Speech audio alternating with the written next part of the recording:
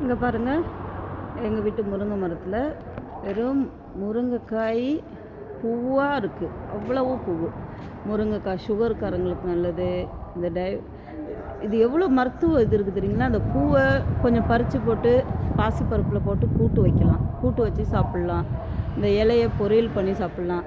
எது வேணாம், சும்மா ஒரு வெங்காயம், ஒரு 2 பூண்டு. இங்கே பாருங்கள் எவ்வளோ பூவும் காயுமாக தொங்குது. அப்புறம் இது ஒரு வகை கீரை.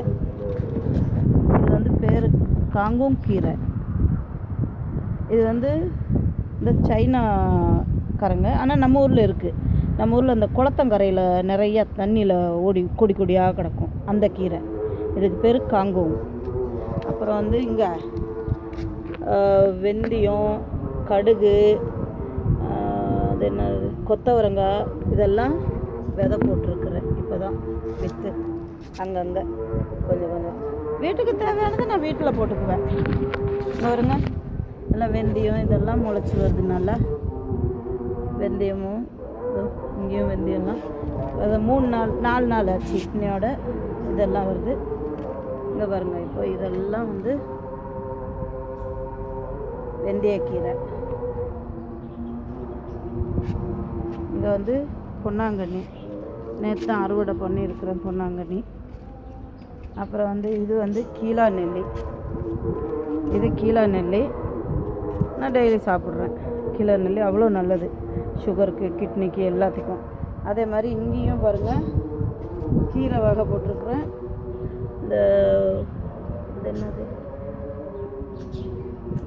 இது என்னமோ ஒரு கீரை பேர் சொல்லுவாங்க, முடக்கத்தான்.